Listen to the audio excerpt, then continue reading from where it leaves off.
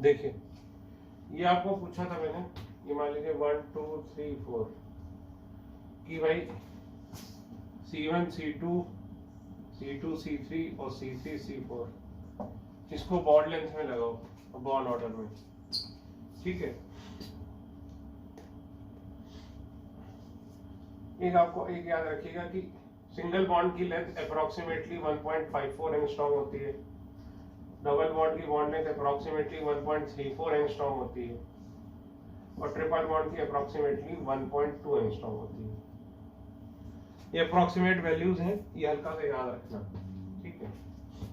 तो अब देखो अगर ये पूछा जाए तो इसमें देखो रेजोनेंस हो रहा है डबल सिंगल डबल। अगर रेजोनेंस नहीं कराओगे तो तुम्हें क्या लगेगा कि ये डबल है, ये भी डबल है और ये सिंगल है, जबकि ऐसा नहीं है। इसमें रेजोनेंस का फॉर्मेट है तो इसमें रेजोनेंस होगा डबल सिंगल डबल।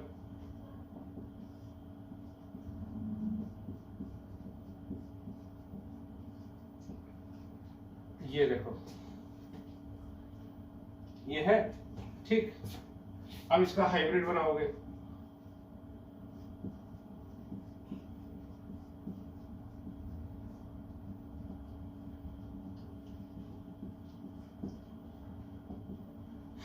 अब देखिए कल मुझे दिक्कत क्या आ रही थी भाई, देखिए ये दो रेजोनेटिंग स्ट्रक्चर बने, एक ये। ऑब्वियसली ये ज्यादा स्टेबल है क्योंकि इसमें नंबर ऑफ पाई बॉन्ड ज्यादा है, ऑक्टेट कंप्लीट है, इसमें नंबर ऑफ पाई बॉन्ड कम है, ऑक्टेट इनकम्प्लीट है, चार्ज है, ये न्यूट्रल है। इसमें सारी अच्छी बातें, इसमें सारी बुरी बातें हैं। तो इसका कंट्रीब्यूशन ज्यादा होगा रेजोनेंस हाइब्रिड में, इसका कंट्रीब्यूशन रेजोनेंस हाइब्रिड में बेटा क्या होगा, ज्यादा होगा। इसका कंट्रीब्यूशन क्या होगा, बहुत ही कम होगा। Contribution is very less to resonance hybrid. अगर मैं अपने मन से ऐसे ही कोई एक वैल्यू लूं तो मैं क्या बोलूंगा, सपोज 85% इसका कंट्रीब्यूशन है और 15% इसका कंट्रीब्यूशन है, ठीक है। ये जो एक्चुअल रेजोनेंस हाइब्रिड है, रेजोनेंस हाइब्रिड है, इसमें 85% इसका कंट्रीब्यूशन है, 15% इसका कंट्रीब्यूशन है, ठीक है। तो इसीलिए जब हम ओरिजिनल रेजोनेंस हाइब्रिड वाला स्ट्रक्चर लेंगे तो इसको ज्यादा प्रायोरिटी देंगे एज कंपेयर टू दिस। अब देखो अगर C1 C2 देखो, ठीक, तो इस स्ट्रक्चर में हल्का सा क्या हो रहा है, इसमें सिंगल बॉन्ड कैरेक्टर है, इसमें डबल बॉन्ड कैरेक्टर है, लेकिन तो हम क्या बोलेंगे, इसमें क्या होगा, बॉन्ड ऑर्डर क्या होगा, 1 से ज्यादा 2 से कम। C3 C4 में देखो इक्वल होगा, जो इसमें होगा वही C3 C4 में होगा, क्योंकि C3 C4 में भी देखो ये मेन स्ट्रक्चर में डबल बॉन्ड है और जो कम लेस कंट्रीब्यूशन वाले स्ट्रक्चर उसमें सिंगल बॉन्ड है, ठीक। C2 C3 इसमें भी बॉन्ड ऑर्डर 1 से 2 के बीच में होगा, लेकिन फर्क क्या है इसके बॉन्ड ऑर्डर में और ये C2 C3 वाले बॉन्ड ऑर्डर में, इसका बॉन्ड ऑर्डर 2 से थोड़ा ही कम होगा, 2 से थोड़ा ही कम होगा, यानी सपोज लेट अस से 1.8। इसका बॉन्ड ऑर्डर क्या होगा, 1 से थोड़ा ही ज्यादा होगा,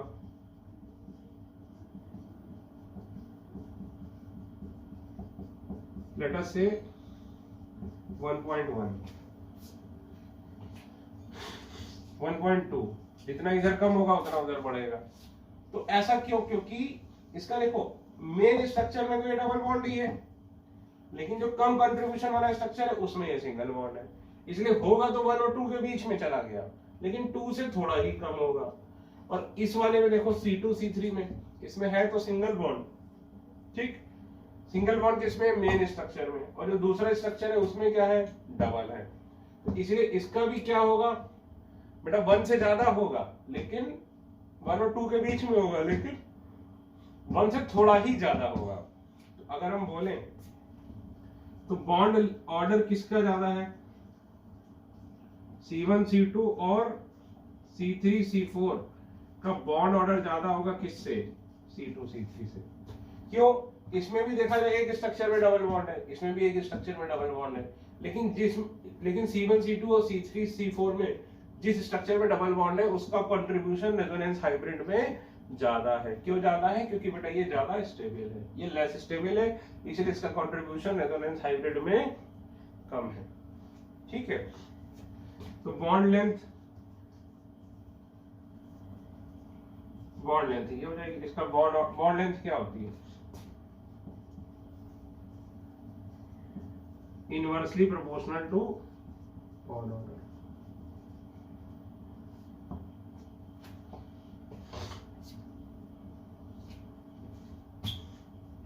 ठीक है, ठीक है बेटा। अगला सवाल देखो।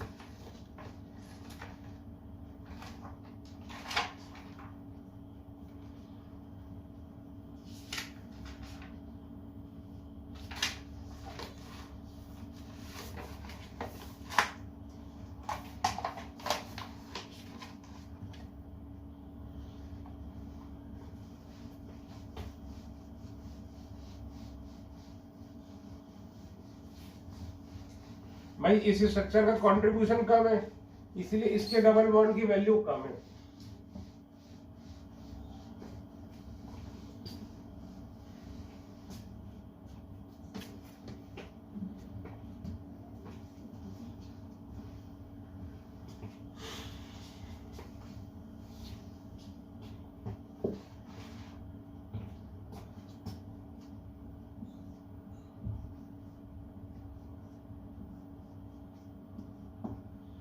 लिखते चलो भाई साथ साथ।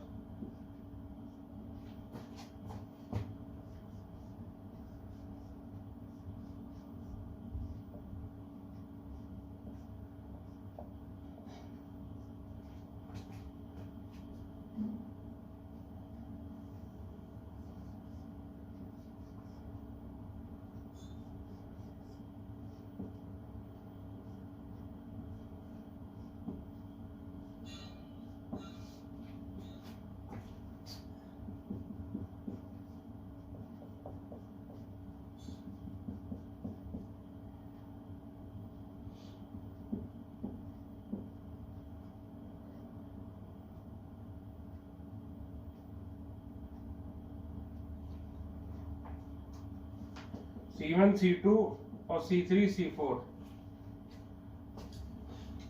इसका बॉन्ड ऑर्डर बताओ।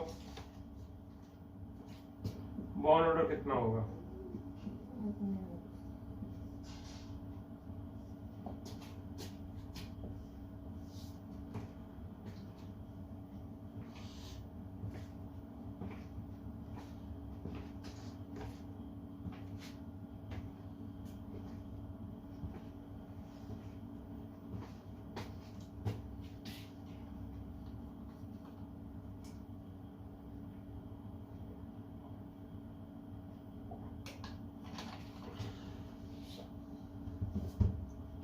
देखिए पॉज करिए, फिर देखिए सॉल्यूशन, पॉज करके ट्राई करिए।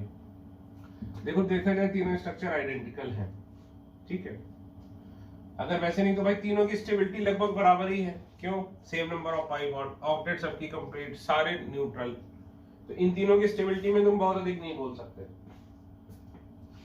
तो अब देखो C1 C2, तो एक दो स्ट्रक्चर में डबल है, एक में सिंगल है, तो 1 2 3 4 5 upon 3। C3 C4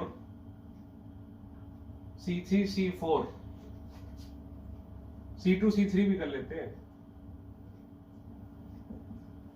C2 C3, यहां देखो सिंगल डबल सिंगल, तो ये 4/3, 1 2 3 4 अपॉन 3।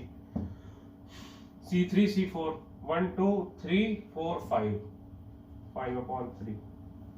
ठीक, तो बॉन्ड ऑर्डर देखा जाए तो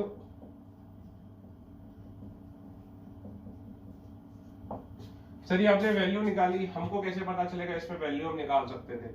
बेटा देखो तीनों स्ट्रक्चर में octet complete, same number of pi bond, सारे न्यूट्रल, तो इनकी स्टेबिलिटी क्या होगी? लगभग बराबर होगी।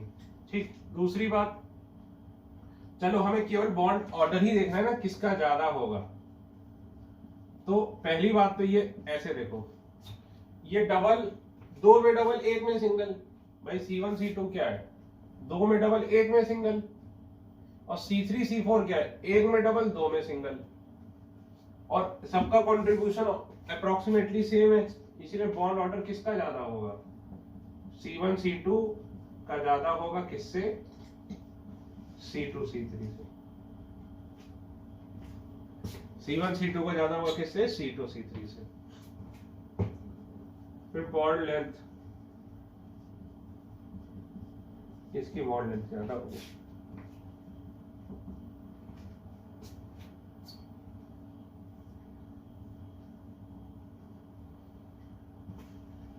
ठीक है।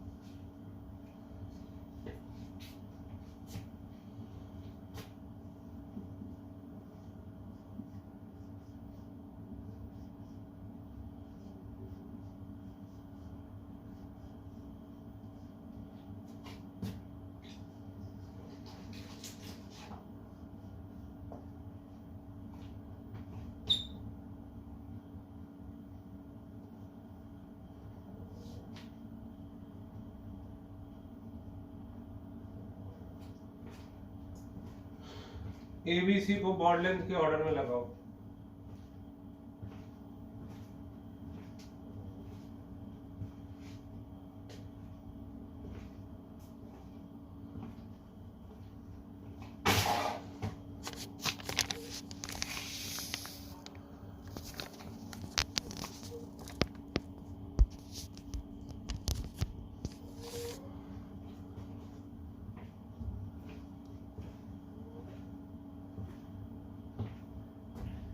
ठीक है। फिर पॉज करके लगाइए, फिर देखिए, देखो डबल सिंगल डबल, इसमें ये बनेगा रेजोनेटिंग स्ट्रक्चर,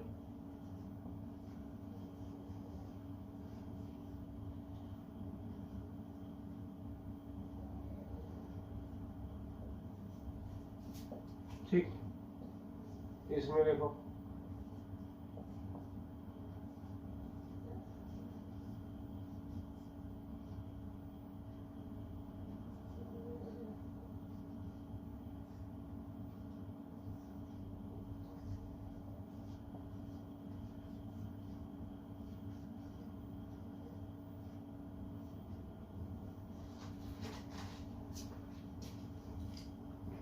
ठीक। अब देखो ये, इसमें भाई ये तो प्योरली डबल बॉन्ड है, इसका प्योरली बॉन्ड ऑर्डर 2 होगा, ठीक है। इसमें देखो, इसमें देखो एक में डबल है एक में सिंगल है, हालांकि इसका कंट्रीब्यूशन बहुत कम होगा, इसका कंट्रीब्यूशन बहुत ज्यादा होगा, लेकिन फिर भी कुछ तो कंट्रीब्यूशन होगा इसका, और जो कुछ कंट्रीब्यूशन होगा उसमें ये क्या है, सिंगल बॉन्ड है, इसीलिए इसका बॉन्ड ऑर्डर क्या हो जाएगा, लेस देन 2, भले ही थोड़ा सा कम हो, लेट अस से 1.8 होगा, लेकिन कम तो होगा। अब इसमें देखो ये मेन स्ट्रक्चर है, ये दो और बनना है, इन दोनों का कंट्रीब्यूशन कम होगा, लेकिन सपोज करो इसमें भाई इसका 90% कंट्रीब्यूशन था, इसका 10% था, तो अब सोचो इसका 80% होगा, इन दोनों का 10% कंट्रीब्यूशन होगा। इसमें ये चीज नहीं समझ में आती, वो ऐसे समझे कि भाई इसमें एक स्ट्रक्चर में डबल है और दो में सिंगल है, और इसमें एक में डबल एक में सिंगल है, तो देखा जाए तो ये ज्यादा देर सिंगल जैसे रह रहा है। इस केस में भाई ये बिल्कुल सिंगल जैसे नहीं रह रहा है, ये 50% ऑफ द टाइम सिंगल जैसे रह रहा है, और ये 66% टाइम ऑफ सिंगल जैसे रह रहा है। देखो 3 में 2 में सिंगल जैसे रह रहा है, इसीलिए इसमें सिंगल बॉन्ड कैरेक्टर ज्यादा होगा, या फिर हम दूसरे शब्दों में क्या बोल सकते हैं कि डबल बॉन्ड कैरेक्टर इससे कम होगा। इसका बॉन्ड ऑर्डर भी क्या होगा, 1 और 2 के बीच में। लेकिन अगर सबके बॉन्ड ऑर्डर की बात की जाए तो सबसे ज्यादा किसका होगा, ए का, फिर बी का, फिर सी का। बी का इससे कम क्यों है, क्योंकि ये प्योरली डबल बॉन्ड है, ये एक स्ट्रक्चर में सिंगल बॉन्ड कैरेक्टर बना रहा है। इसमें देखो क्या है, ये दो स्ट्रक्चर में सिंगल बॉन्ड कैरेक्टर बना रहा है, इसलिए इसका बॉन्ड ऑर्डर क्या हुआ, और कम हो गया एज कंपेयर टू दिस। तो लिख लो, कोई बॉन्ड लेंथ पूछेगा तो क्या बोल दोगे भाई?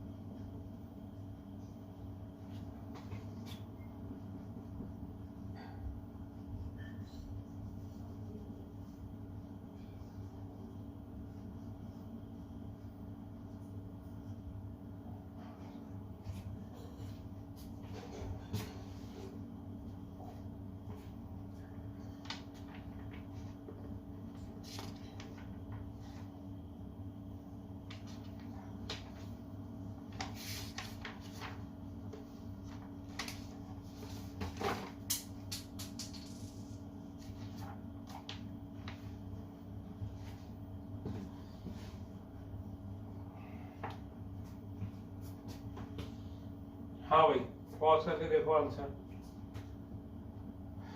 अब देखो इसके पास लोन पेयर है, लोन पेयर सिंगल डबल,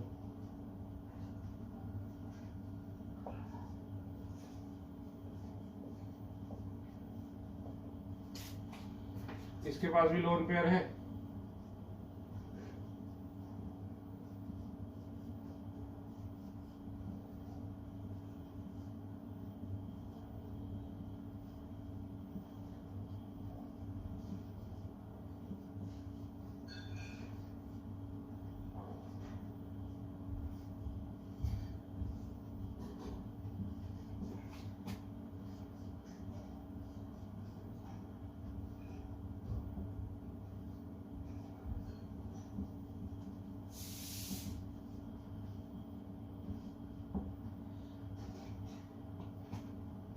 और देखो 4 रेजोनेटिंग स्ट्रक्चर इसके बनते हैं। अब ये देखो इसमें क्या होगा, प्योरली सिंगल बॉन्ड कैरेक्टर।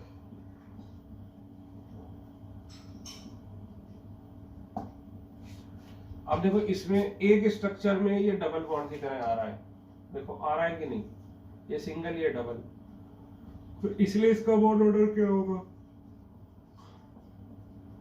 1 से थोड़ा ज्यादा होगा। इसमें देखो, इसमें ये 3 स्ट्रक्चर में डबल बॉन्ड की तरह आ रहा है और एक में ही सिंगल की तरह है। इसमें एक में डबल की तरह आ रहा है, इसमें एक में भी डबल की तरह नहीं आ रहा। तो खुद बताओ बॉन्ड ऑर्डर किसका ज्यादा होगा? भाई सी का सबसे ज्यादा होगा, क्योंकि वो 3 स्ट्रक्चर में डबल की तरह आ रहा है, एक में सिंगल की तरह आ रहा है। इसमें क्या है कि ये 2 में से एक में डबल की तरह आ रहा है, एक में सिंगल की तरह आ रहा है। अगर वैसे सोचो तो ये 50% डबल की तरह है। भाई 2 स्ट्रक्चर है तो 50% ऑफ द टाइम डबल की तरह है या 50% ऑफ द टाइम सिंगल की तरह। इसमें 4 स्ट्रक्चर हैं तो 25% ऑफ द टाइम वो सिंगल की तरह है, बाकी 75% ऑफ द टाइम वो किसकी तरह है, डबल की तरह। इसलिए बॉन्ड ऑर्डर ये होगा। कोई बॉन्ड लेंथ पूछेगा,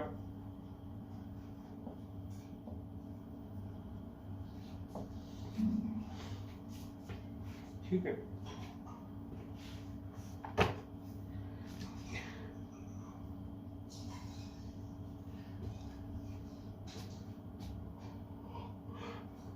एक सवाल मैं और कराना चाहूंगा, जो कि अभी मुझे कायदे से नहीं कराना चाहिए, स्पेशली मैं मेडिकल वालों के लिए करा रहा हूं। हालांकि ये सवाल बहुत ज्यादा टफ है, ठीक है। आईआईटी वालों को इसके लिए अलग से पूरा लेक्चर बताऊंगा, लेकिन अभी यहाँ पर मैं सिर्फ एक सवाल कराऊंगा जिससे कि मेडिकल तक भी ये बात पहुंच जाए। ये जो बेटा सवाल कराने जा रहा हूँ मेडिकल में, इसके आने के चांसेस 0 है। अभी मैं ये वाला सवाल कराते कराते यही सोच रहा था कि आपको ये सवाल अब कराने जा रहा हूँ, ये कराऊं कि ना कराऊं। फिर मुझे लगा अगर मैंने नहीं कराया और आ गया एग्जाम में तो बड़ा दुख होगा, इसलिए करा ही देता हूं। क्वेश्चन नंबर 6,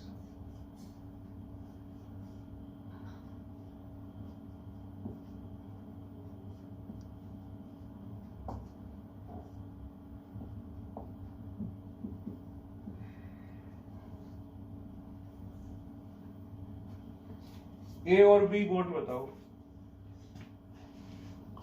किसकी बॉन्ड लेंथ ज्यादा है।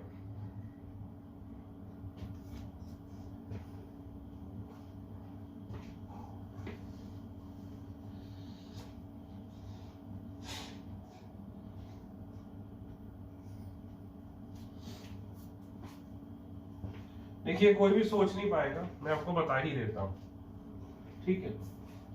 इस कंसेप्ट को बोलते हैं सर इफेक्ट, बल्कि SIR इफेक्ट। ये क्या होता है?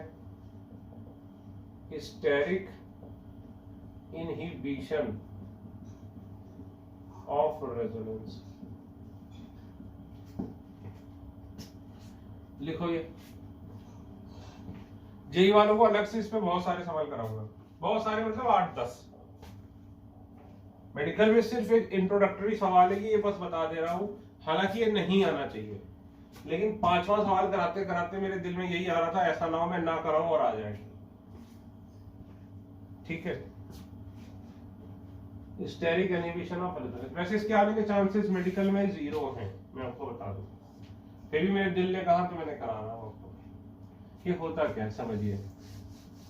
अगर आयोडीन आप समझ रहे हो भाई, ये कार्बन है, कार्बन सेकेंड पीरियड का है, नाइट्रोजन सेकेंड पीरियड का, आयोडीन किस पीरियड का है? 5th पीरियड का।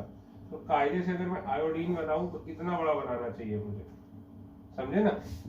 तो कॉपी में हम ऐसे लिख देते हैं तो हमें देखने में क्या लगता है, ये और ये का साइज क्या है, बराबर है, लेकिन आयोडीन का साइज बहुत बड़ा होता है, बहुत बड़ा होता है।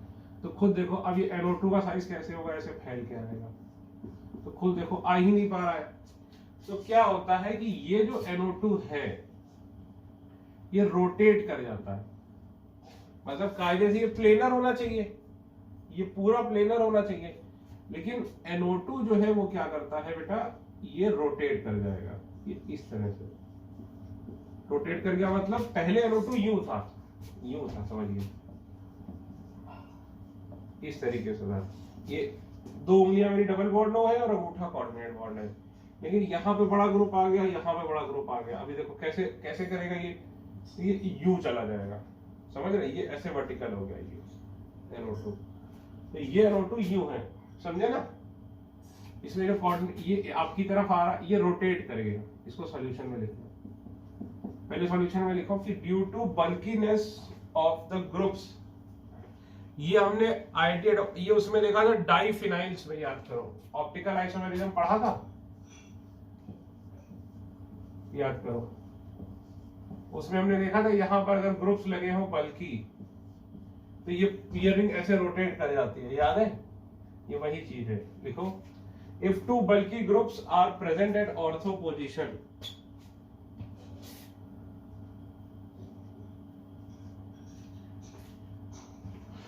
if 2 bulky groups are present at ortho position, then the group, ये लिखेगा G, will rotate itself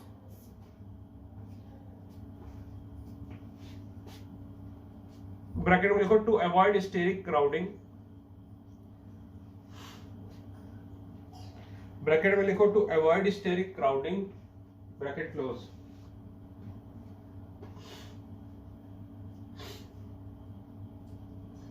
to avoid steric crowding, bracket close, and becomes perpendicular to the plane of the benzene ring.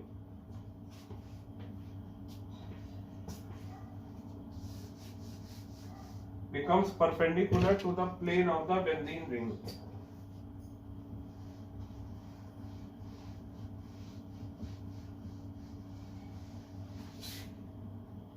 ठीक है। अब देखो ये कैसे होता है समझना। जैसे ये मान लो बेंजीन रिंग है,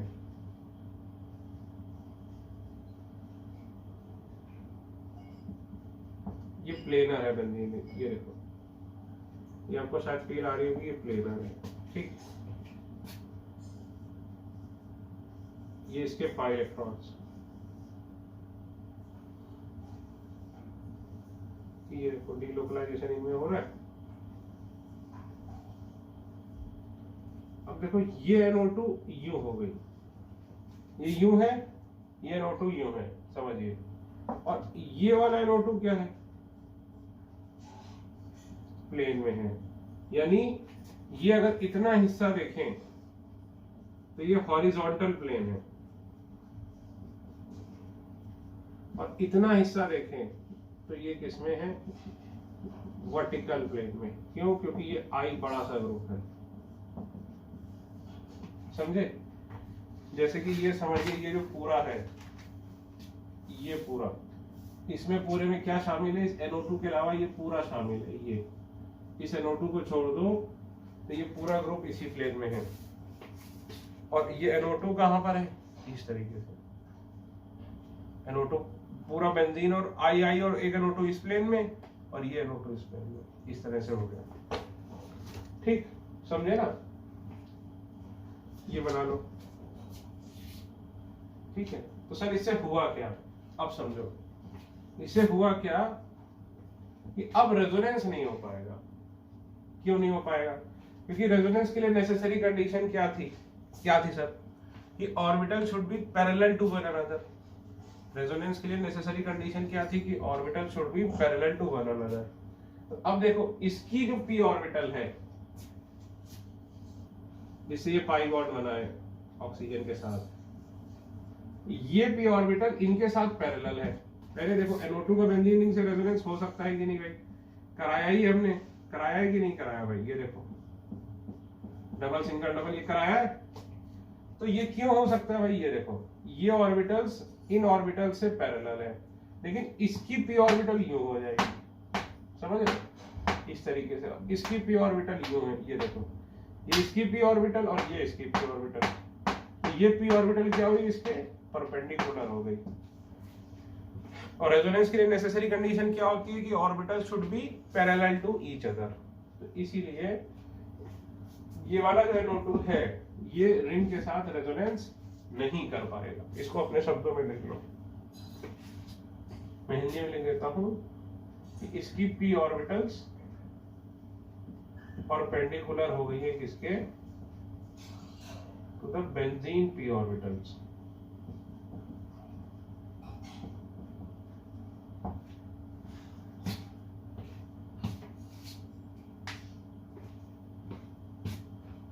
So it will not take part in resonance.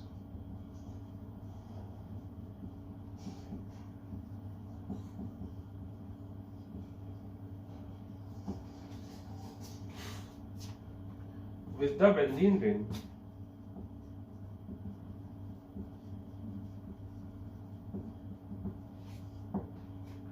और ये वाला NO2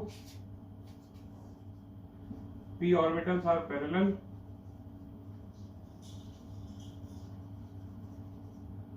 hence it will take part in resonance.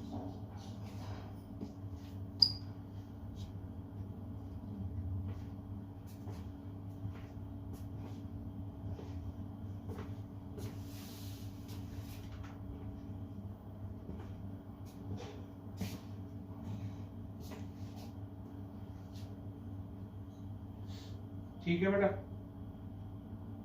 इसीलिए ये क्या करेगा, पार्टिसिपेट करेगा किसमें, रेजोनेंस में। तो बस अब फिर से इसको देखते हैं, था क्या, ये है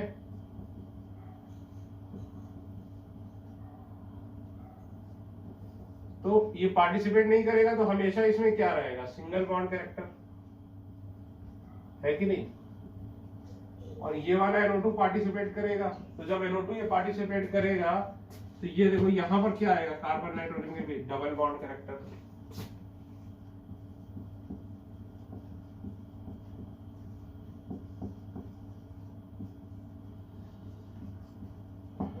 इसीलिए अगर देखा जाए तो ए का बॉन्ड ऑर्डर क्या होगा, ए यानी ये 1, और बी का बॉन्ड ऑर्डर क्या होगा भाई 1 से ज्यादा होगा, 2 से कम होगा।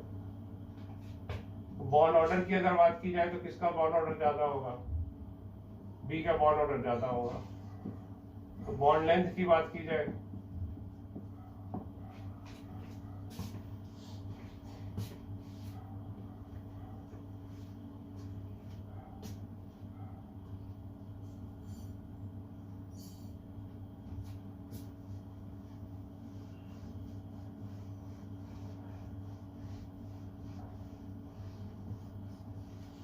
ठीक है। तो ये बड़ा ही, ये क्वेश्चन स्टैंडर्ड क्वेश्चन था, इसीलिए ये कराया है मेडिकल वालों को। इसके कठिन क्वेश्चन नहीं कराए आपको, ये सबसे इजी क्वेश्चन था इस कंसेप्ट पे, ठीक है।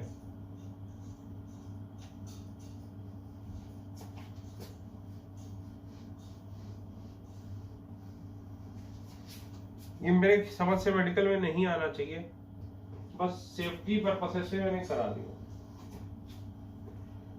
ठीक है। अब हेडिंग डालो एरोमेटिसिटी।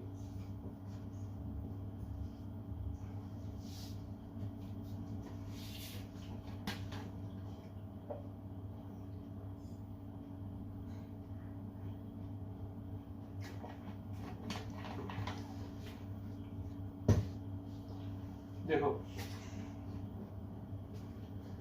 इसमें पहली हमें एक चीज हमें समझनी पड़ेगी कि क्या होता है साइक्लिक डीलोकलाइजेशन। देखो समझिएगा साइक्लिक डीलोकलाइजेशन क्या होता है।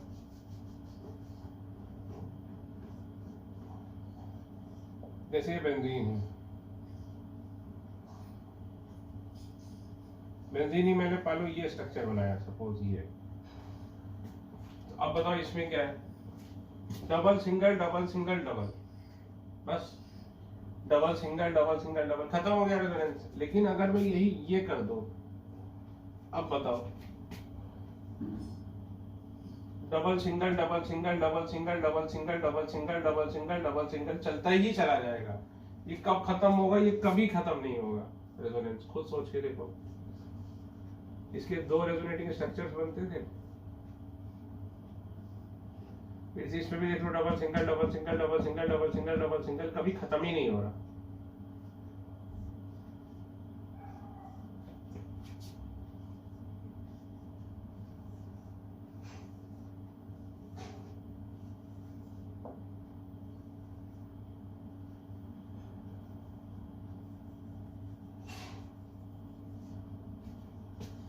ये देखो ये पाई बॉन्ड है, अब ये पी ऑर्बिटल ने इसके साथ बनाया पाई बॉन्ड। अब कार्बन की ये इसके साथ भी बना सकती थी,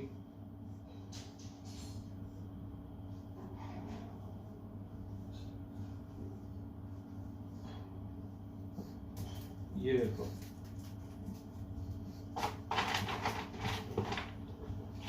ठीक है। इसलिए इन दोनों के बीच का, अब देखो इसको कैसे दिखा देते हैं, इसको इस तरह से दिखा देते हैं। इस ओवल का क्या मतलब होता है, साइक्लिक डीलोकलाइजेशन। इसका क्या मतलब होता है, साइक्लिक डीलोकलाइजेशन। खुद देखो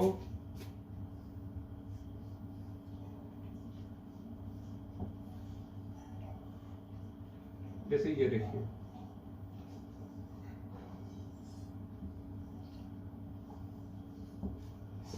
अब ये वाली ऑर्बिटल देखो, इस वाली ऑर्बिटल पे ध्यान दो। ये एक स्ट्रक्चर में इसके साथ भी पाई बॉन्ड बना सकती है, इसके साथ भी बना सकती है। इसी तरह ये वाली इसके साथ भी बना रही है एक स्ट्रक्चर में, एक स्ट्रक्चर में इधर बना रही है। इसी तरह ये वाली भी दोनों के साथ बना रही है। तो क्या होता है, इसमें जो रेजोनेंस होता है वो कैसा रेजोनेंस हो जाता है भाई, साइक्लिक रेजोनेंस। ये देखो कैसा रेजोनेंस हो जाता है? Cyclic resonance.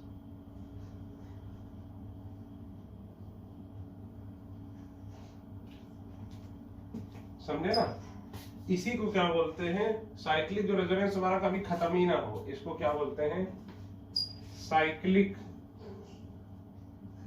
Delocalisation of pi electron.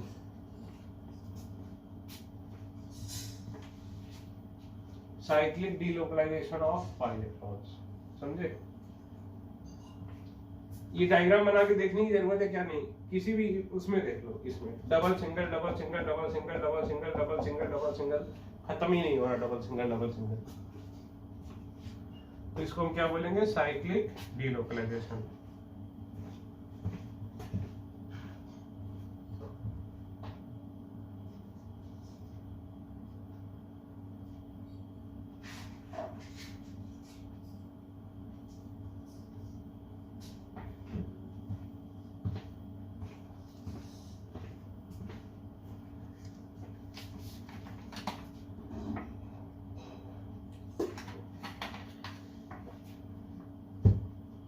ठीक है,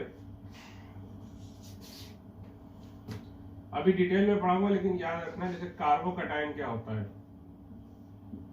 कार्बन के ऊपर पॉजिटिव चार्ज। थोड़ा सा स्ट्रक्चर देखते हैं कार्बोकैटायन और कार्बोनाइन का। इसी में छोटी सी हेडिंग डालो, structure of carbocation and कार्बोनाइन।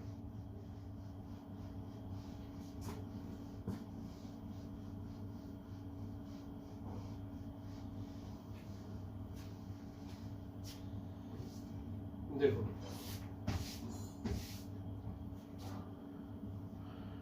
Carbocation, carbocation मतलब क्या होता है? कार्बन के ऊपर प्लस। अब देखो कार्बन ग्राउंड स्टेट में क्या होता है? 2s2 2p2। Carbon excited state में एक यहां से यहां चला जाएगा,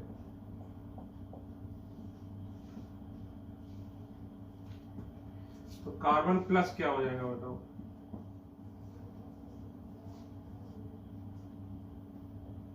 ये हो जाएगा। अब ये तीन मिलकर क्या करते हैं? sp2 हाइब्रिड ऑर्बिटल बनाते हैं। तो ये एक क्या रहेगी? प्योर p ऑर्बिटल, जो कि क्या है? वैकेंट है। ठीक है, एग्जाम्पल मान लो ले लिया मैंने CH3 प्लस का। तो sp2 का मतलब क्या होता है भाई? Triangular planar. ये देखो,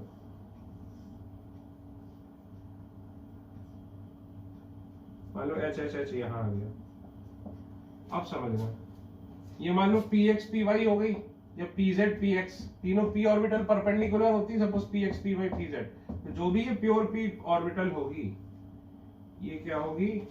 परपेंडिकुलर होगी। ये देखो,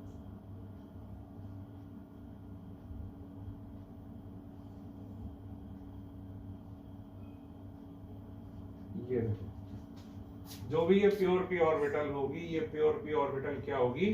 perpendicular. Vacant p orbital perpendicular to the molecule. अब देखो इसके पास कितने इलेक्ट्रॉन है? एक, 3 पाई बॉन्ड बना रहा है। इसके पास कितने इलेक्ट्रॉन है? 6 इलेक्ट्रॉन, प्लस एक वैकेंट क्या है? p orbital. ऑक्टेट इनकम्प्लीट है इसकी, तो ये किसकी तरह ऐड करेगा बताओ भाई? इलेक्ट्रोफाइल की तरह, इलेक्ट्रोफाइल या फिर लुईस गैस। हाइड्रोजन क्या है? sp2। शेप क्या है? Triangular planar. इसका शेप और ये सारी बातों में से मिला जुला कर एक बार नीट में पूछ भी चुके हैं। ठीक है, तो ये हो गया भाई कार्बोकैटायन का शेप। तो कार्बोकैटायन में आपको याद रखना है, जैसे ये देखिए, जैसे पंखा होता है, एक विंग, दूसरा विंग, तीसरा विंग, और ये हो गई प्योर p ऑर्बिटल। ये देखो, आधे ऊपर आधे नीचे। कार्बोकैटायन प्लेनर, ये आधा ऊपर ये आधा नीचे।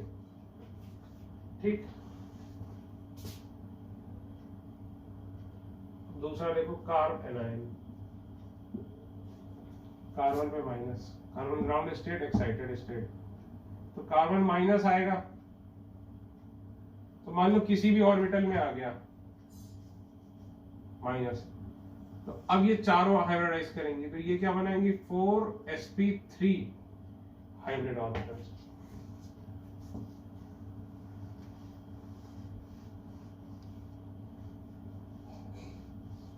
ठीक, एग्जाम्पल ले लेते हैं CH3 माइनस, तो देखो 4 ऑर्बिटल बनाएगा, चारों क्या होंगी sp3, ये देखो 1 2 3 4, 4 हाइब्रिड ऑर्बिटल बनी, चारों क्या है sp3। ठीक, अब बताओ बिफोर हाइब्रिडेशन कितने इलेक्ट्रॉन थे 5, तो आफ्टर हाइब्रिडेशन कितने रहेंगे 5, 1 2 3 4 5, 3 H आ गए। अब H की जगह कुछ भी हो सकता है, मैंने H ले लिया। अब बताओ इसको ऐसे लिख दूं, ज्यादा आसानी से आपको समझ में आएगा।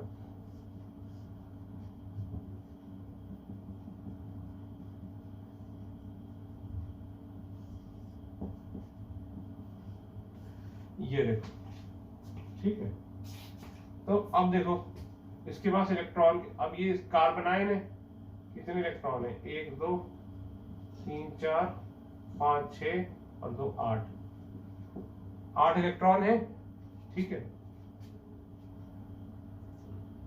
और ये लोन पेयर है इसके पास, किसमें है sp3 हाइब्रिड ऑर्बिटल में, not pure p orbital.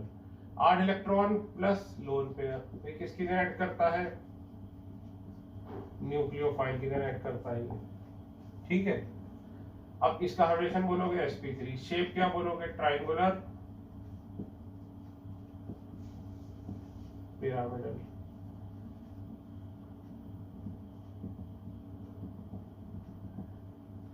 Shape क्या हो जाएगा इसका ट्रायंगुलर पिरामिडल, ठीक है। तो इसमें ध्यान रखना लोन पेयर होता है sp3 हाइब्रिड ऑर्बिटल में, और कार्बोकैटायन में क्या होता था वैकेंट प्योर p ऑर्बिटल होती थी जो कि परपेंडिकुलर होती थी।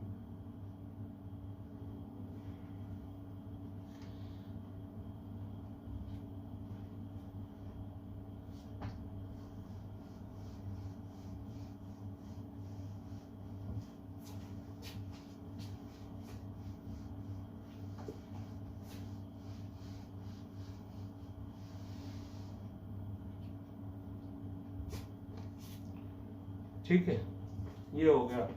तो अभी हमने क्या सीखा, साइक्लिक डिलोकलाइजेशन क्या होता है, जिसमें रेजोनेंस कभी खत्म ही ना हो। फिर हमने क्या सीखा, एक साइक्लिक डिलोकलाइजेशन सीखा। फिर हमने क्या सीखा कि कार्बोकैटायन में क्या होता है, एक प्योर ऑर्बिटल होती है जो कि परपेंडिकुलर होती है। कार्बोनाइन में क्या होता है, एक लोन पेयर होता है जो कि किसमें होता है sp3 हाइब्रिड ऑर्बिटल में। अब अपना टॉपिक शुरू करते हैं, एरोमेटिक कंपाउंड्स।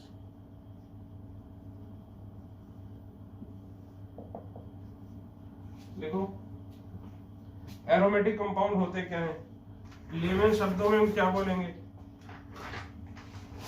कि जो बहुत ज्यादा स्टेबल होते हैं वो क्या होते हैं एरोमेटिक कंपाउंड। जो बहुत ज्यादा स्टेबल होते हैं वो क्या होते हैं एरोमेटिक कंपाउंड, ठीक है।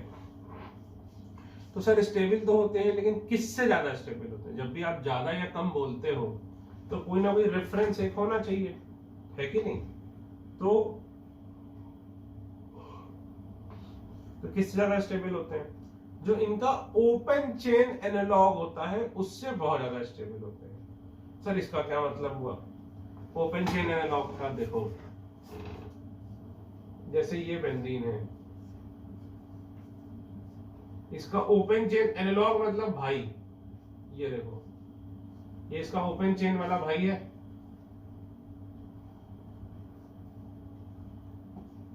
बताओ भाई, ये इसका ओपन चेन वाला भाई है। सब कुछ सेम है, बस ओपन चेन है। फर्क क्या पड़ता है, देखो double single double single double single, इसमें रेजोनेंस खत्म ही नहीं होगी, इसमें खत्म हो जाएगी।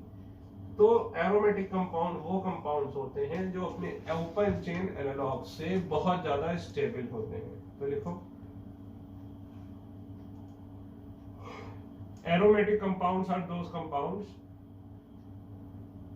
which are very much stable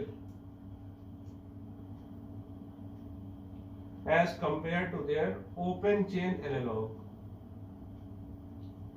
as compared to their open chain analog।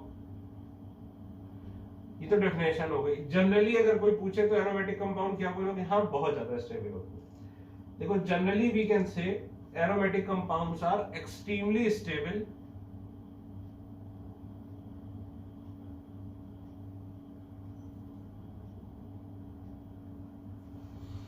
and they do not undergo reaction easily, and they do not undergo reaction easily।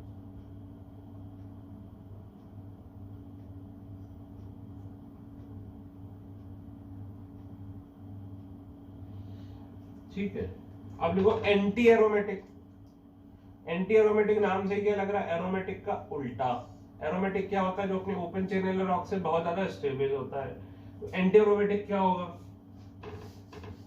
जो अपने ओपन चेन एनालॉग से बहुत ज्यादा अनस्टेबल होता है।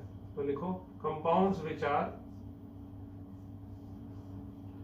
Extremely unstable as compare to their open chain analogue.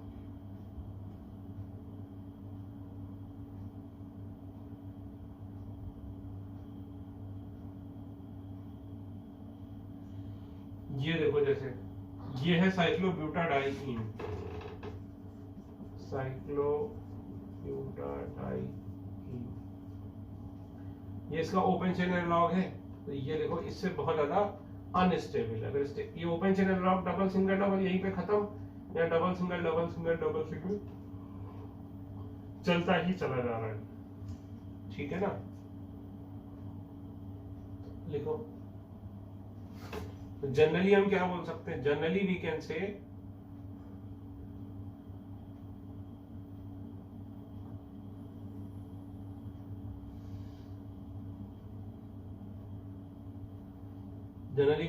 they are very much unstable।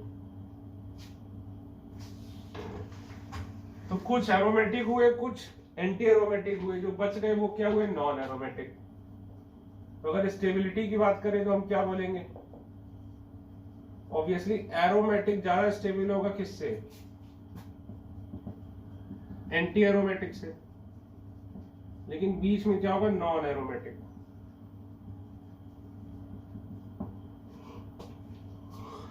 Non aromatic का मतलब क्या है? कि ना एरोमेटिक ना एंटी एरोमेटिक। तो एनर्जी फिर किसकी ज्यादा होगी? ऑब्वियस सी बात है, stability inversely proportional to energy. तो सर एरोमेटिक और एंटी एरोमेटिक को पहचानेंगे कैसे? इधर देखो,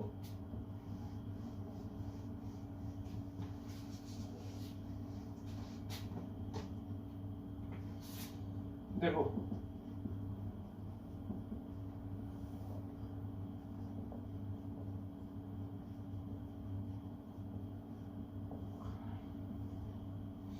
एरोमेटिक पहली बात क्या होना चाहिए? साइक्लिक। एंटी एरोमेटिक भी क्या होना चाहिए? साइक्लिक। इसमें क्या होना चाहिए? साइक्लिक के बाद अगली चीज होनी चाहिए प्लेनर। इसमें भी अगली चीज क्या होनी चाहिए? प्लेनर। तीसरा पॉइंट इसमें क्या होना चाहिए? Cyclic delocalisation of pi electrons, जैसा बेंजीन में देखा था। वैसे देखा जाए तो ये दोनों पॉइंट ऑटोमेटिकली इसमें कवर हो जाते हैं, क्योंकि साइक्लिक डीलोकलाइजेशन होगा ही कब? जब कंपाउंड प्लेनर होगा, तभी तो भाई ऐसे करके रेजोनेंस होगा। इसमें भी क्या होगा? Cyclic delocalisation of pi electrons. अब ये इसमें क्या होना चाहिए? हक्कल रूल फॉलो करना चाहिए। हक्कल रूल क्या होता है? इसके पास 4n+2 पाई इलेक्ट्रॉन्स होने चाहिए। सर ये क्या है भाई? n0 हो सकता है, n0 रखो तो यानी या तो 2 पाई इलेक्ट्रॉन हो, या तो 6 पाई इलेक्ट्रॉन हो, या तो 10 पाई इलेक्ट्रॉन हो, या तो 14 पाई इलेक्ट्रॉन हो एंड सो ऑन। ठीक, और इसमें क्या होना चाहिए, 4n पाई इलेक्ट्रॉन्स होने चाहिए, यानी या तो 4 पाई इलेक्ट्रॉन्स, या तो 8 पाई इलेक्ट्रॉन्स, या तो 12 pi electrons and so on.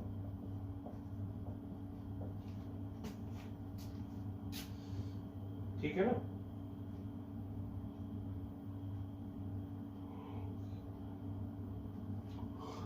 लिख लीजिए, फिर सवाल कराता हूं तो समझ में आएगा।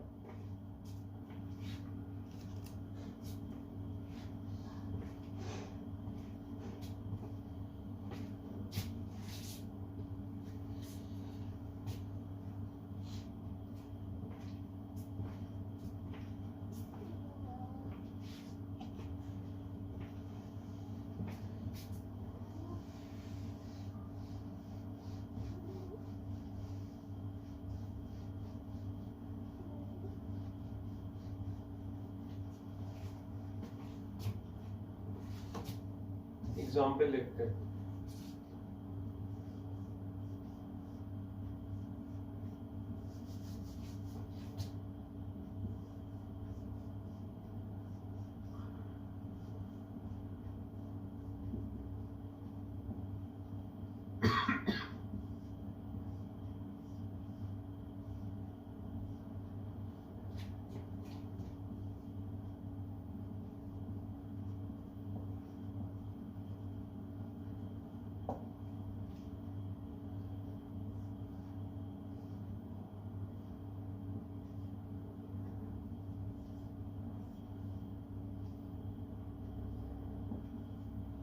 ये 4 देखते हैं पहले। ठीक है,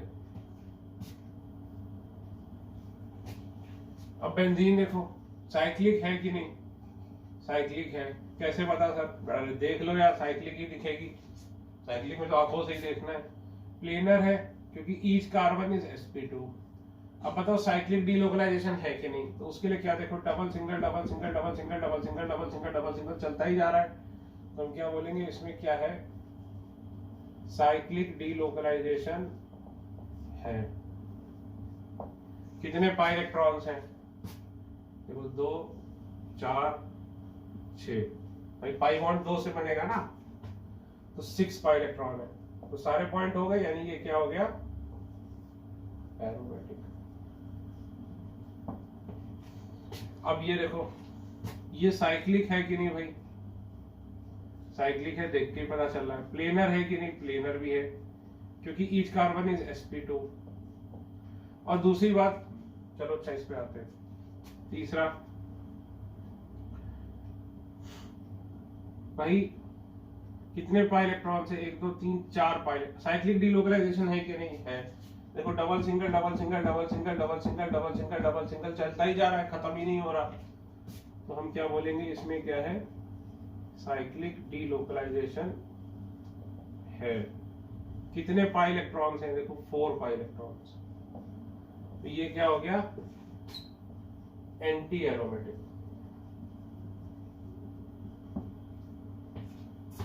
ठीक, फिर ये देखो, इसको क्या बोलोगे, साइक्लोप्रोपीन। यहां पॉजिटिव लगा दे तो साइक्लोप्रोपीन आइल कैटायन। ठीक, अब देखो साइक्लिक है कि नहीं भाई, ये साइक्लिक है, दिख ही रहा है। प्लेनर है कि नहीं, sp2 sp2 और ये sp2। एक बात ध्यान रखना, ये ट्रिक है जो बताने जा रहा हूं, ये ध्यान रखिए, रूल नहीं है, ये ट्रिक है कि जब भी एरोमेटिसिटी का सवाल हो और 6 मेंबर से कम की रिंग हो, या जो सवाल करा रहा हूं यार वही याद रखो, मैं क्या बोलूं। sp2 है, प्लेनर है, ये sp2 sp2 sp2 सारे sp2 हैं। ठीक, साइक्लिक डीलोकलाइजेशन है कि नहीं, अब कैसे देखोगे, याद करिए, इसके रेजोनेटिंग स्ट्रक्चर बनाए थे हमने। साइक्लिक डीलोकलाइजेशन देखने के 2 तरीके। पहला तरीका, रेजोनेटिंग स्ट्रक्चर बनाओ, अगर ओरिजिनल स्ट्रक्चर फिर से बन जाए और हर एक एटम पर क्या आए, पॉजिटिव, हम बोलेंगे साइक्लिक डीलोकलाइजेशन, अगर फिर से बन जाए। नहीं तो दूसरा तरीका याद करो, देखो ऐसे देखो, पॉजिटिव सिंगल डबल यहां से यहां तक रेजोनेंस है, ऐसे बनाओ, फिर देखो पॉजिटिव सिंगल डबल यहां से यहां तक रेजोनेंस है। अब अगर ये साइकिल बन गया यानी साइक्लिक डीलोकलाइजेशन है, बस बन गया, साइकिल अपने आप कनेक्ट हो गया, यानी इसमें क्या है, साइक्लिक डीलोकलाइजेशन है। अब कितने पाई इलेक्ट्रॉन है, ये 2 पाई इलेक्ट्रॉन है। अब ये तो वैकेंट ऑर्बिटल है, तो हम क्या बोलेंगे कि 2 पाई इलेक्ट्रॉन्स, 2 पाई इलेक्ट्रॉन्स, तो ये क्या हो गया भाई, एरोमेटिक। ठीक है, अब याद रखना ये एरोमेटिसिटी वाले सवालों में कार्बोकैटायन की जगह हम बोरॉन भी लगा सकते हैं। क्यों बोरॉन लगा सकते हैं, खुद देखो, कार्बोकैटायन में कितने इलेक्ट्रॉन हो जाएंगे, कार्बोकैटायन का स्टेटस यूं होता है, अभी हमने देखा था, और ये sp2 करता है। बोरॉन में 1 इलेक्ट्रॉन कम होता है कार्बन से, तो बोरॉन में नेचुरली ऐसा होता है। ठीक है, तो याद करो, देखो कार्बोकैटायन का शेप मैंने कैसे बनाया, जैसे मान लो CF3+ बनाना है, तो कार्बोकैटायन का शेप ऐसे बनाऊंगा मैं, ये। इसी तरह BF3 बनाना है,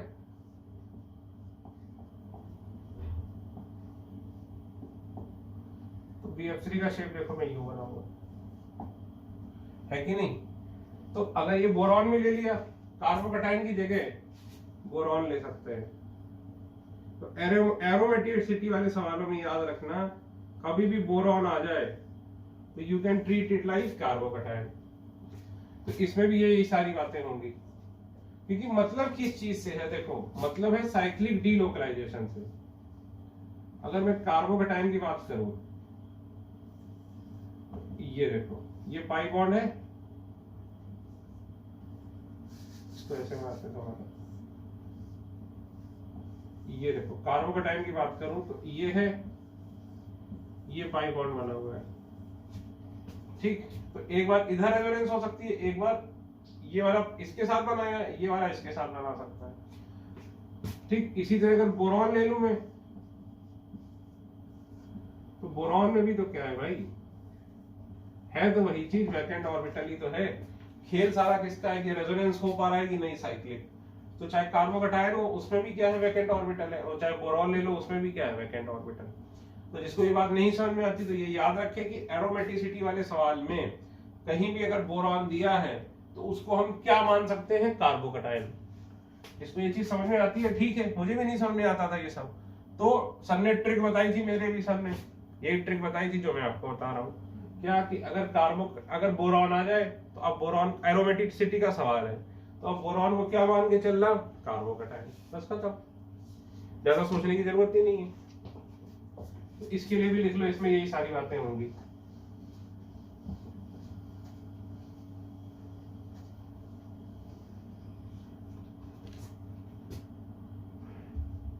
ठीक है,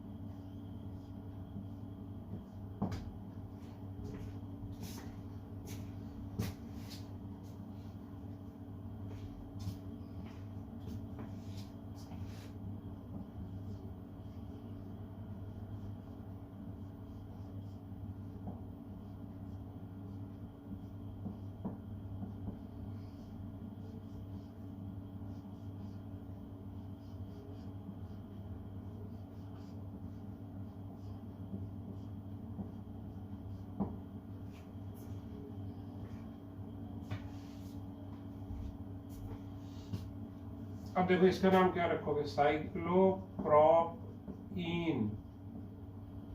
आइल एनाइन। अच्छा, इनाइल कैटायन की जगह इसको ये भी लिख सकते थे, साइक्लोप्रोप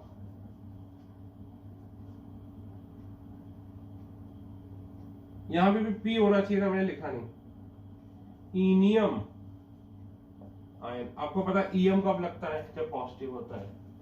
अब इसमें देखो साइक्लिक है, दिख ही रहा है, प्लेनर है सर, कार्बोनाइल की ऑर्डिनेशन तो sp3 होती थी, आपने बताया था, बिल्कुल ठीक बात है, लेकिन यहाँ इसकी sp2 होगी कार्बोनाइल की ऑर्डिनेशन। क्यों? क्योंकि रेजोनेंस में माइनस सिंगल डबल, ठीक है, और ये इतना छोटा है कि ये sp3 कर ही नहीं सकता। अब ये मान के चलिए कि 6 मेंबर से कम में अगर डबल बॉन्ड और नेगेटिव चार्ज आएगा, ये भी ट्रिक है, अगर 6 मेंबर से कम की रिंग में डबल बॉन्ड और नेगेटिव चार्ज आएगा, चाहो तो लिख लो, ये ट्रिक है, लेकिन ये भी लिख लेना कि 6 मेंबर की रिंग में अगर डबल बॉन्ड और नेगेटिव चार्ज आएगा तो वो नेगेटिव चार्ज जो है sp2 ही होगा, यानी रिंग प्लेनर होगी, रिंग विल बी प्लेनर।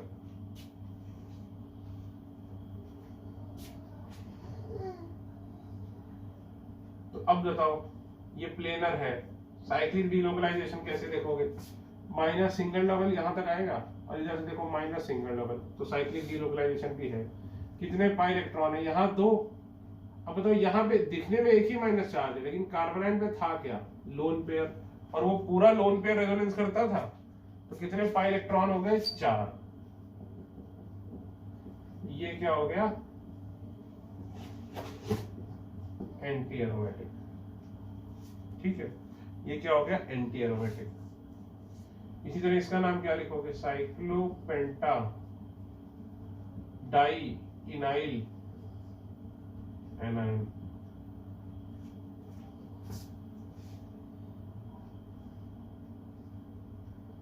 इसके बाद देखो 2 4 6, ठीक, तो साइक्लिक है भाई, साइक्लिक है, प्लेनर है, साइक्लिक डीलोकलाइजेशन देखो माइनस सिंगल डबल यहां तक आएगा, और इधर से देखो माइनस सिंगल डबल, तो साइक्लिक डीलोकलाइजेशन हो गया। इसमें कितने पाई इलेक्ट्रॉन है, 1 2 3 4 5 6, तो ये क्या हो गया, एरोमेटिक।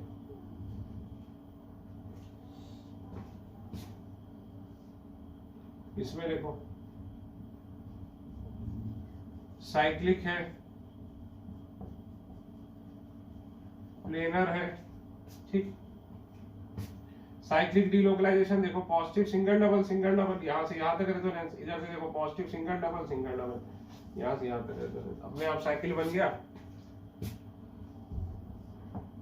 कितने पाई इलेक्ट्रॉन है, 1 2 3 4, कार्बोकेटाइन में तो वैकेंट ऑर्बिटल होती है, तो 4 पाई इलेक्ट्रॉन है, तो हम इसको क्या बोल देंगे, एंटी एरोमेटिक। अच्छा, एक सवाल 8वां ये लिख सकते हो क्या, यहां बोरॉन लगा दो, और इसमें भी वही सब बातें हो जाएंगी, ठीक है।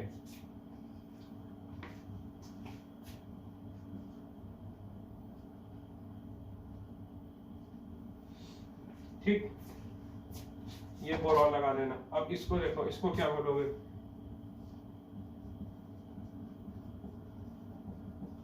ट्रोपोलियम कैटायन, ये इंपॉर्टेंट है। इसको साइक्लो वो भी लिख सकते हो, साइक्लो हेप्टा ट्राई इनाइल आयन, ठीक। तो देखो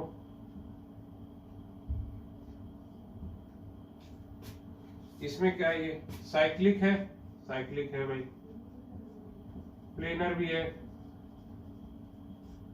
साइक्लिक डीलोकलाइजेशन देखो। अच्छा नहीं, ये 6 मेंबर से ज्यादा का है और चार्ज है, तो प्लेनर हो भी सकता है और प्लेनर नहीं भी हो सकता है। अब देखते हैं प्लेनर होने में फायदा है कि नुकसान है। अगर ये प्लेनर है, ये तो sp2 है, तो देखो साइक्लिक डीलोकलाइजेशन है कि नहीं, पहले देखो पॉजिटिव सिंगल डबल यहां तक आएगी रेजोनेंस, इधर से देखो पॉजिटिव सिंगल डबल यहां तक आएगी रेजोनेंस, साइक्लिक डीलोकलाइजेशन भी है। कितने पाई इलेक्ट्रॉन है, 2 4 6, ये क्या हो गया बेटा, एरोमेटिक।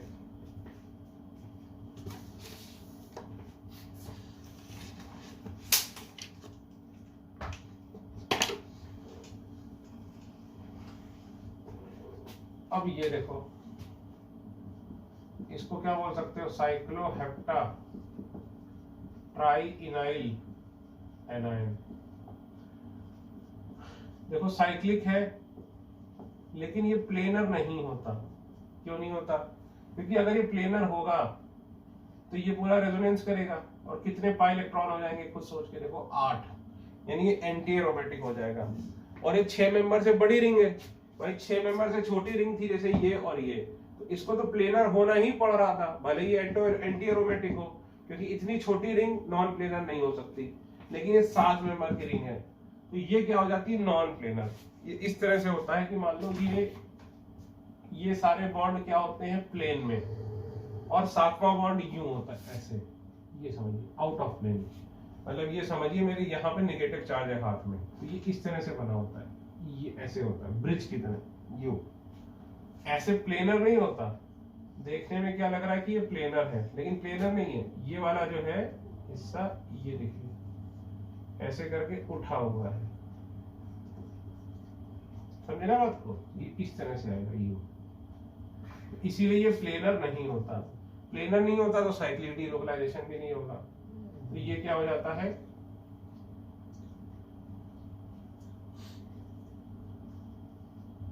Non aromatic.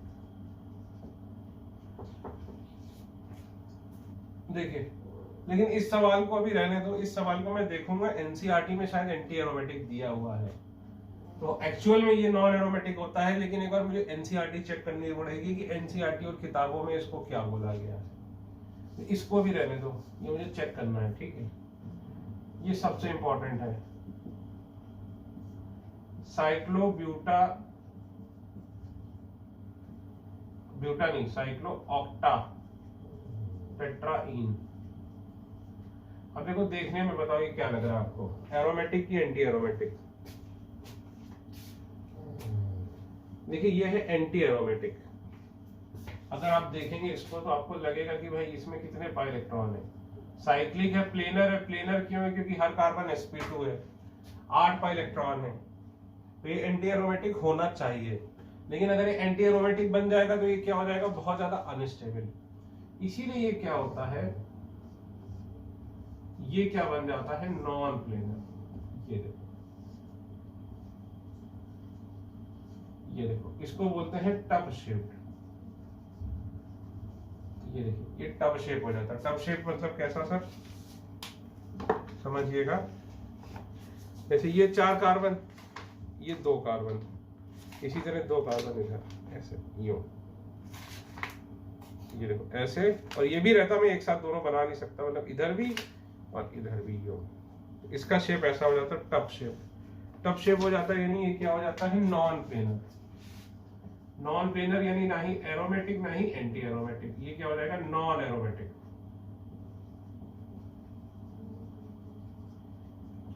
इसमें देखो, अब इसमें समस्या क्या है कि 2 रिंग दी हुई है। अब एक बात मेरी बड़ी ध्यान से सुनिएगा, जो हकल रूल है 4n+2 पाई इलेक्ट्रॉन वाला, हकल ने एक ही रिंग कंसीडर करके दिया था। हकल ने क्या माना था कि एक ही रिंग होगी तब 4n+2। अब ये 2 रिंग में हमें हकल का रूल लगाना है, तो कैसे लगाएंगे? अगर 2 रिंग में लगाना है, एक मिनट,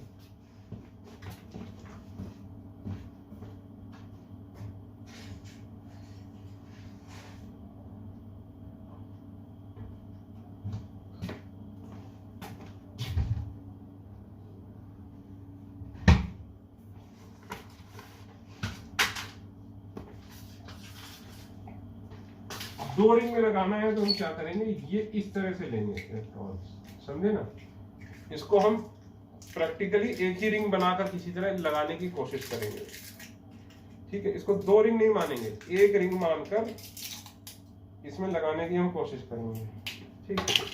अब देखो, ये साइक्लिक है, प्लेनर है, साइक्लिक डीलोकलाइजेशन भी है, क्योंकि देखो double single double single double single double single double single double single double single चलता ही चला जा रहा है। कितने पाई इलेक्ट्रॉन है, 1 2 3 5 पाई बॉन्ड है, यानी 10 पाई इलेक्ट्रॉन है। यानी ये क्या हो गया, एरोमेटिक। नाम आपको याद ही होगा, इसका नाम क्या था, नेफ्थलीन। ये देखो एंथ्रासीन, अब इसमें भी यू लगाओगे, इसमें 14 पाई इलेक्ट्रॉन हो गए, ये भी क्या हो गया, एरोमेटिक। तो देखिए आज जो आपको एरोमेटिक का कराया बहुत ज्यादा इजी था, ठीक है। तो मेडिकल के लिए तो इतना ही इजी आता है। तो नेक्स्ट लेक्चर जो होगा उसमें मेडिकल के लिए आधे घंटे का होगा और जेई वालों को थोड़ा और रहेगा, आधे और घंटे, मतलब 1.25 घंटे का लेक्चर होगा, जिसमें से आधे घंटे मेडिकल के लिए रहेगा, मेडिकल और जेई मेंस के लिए, और 45 मिनट्स रहेगा एडवांस के लिए। ठीक है भाई, थैंक यू।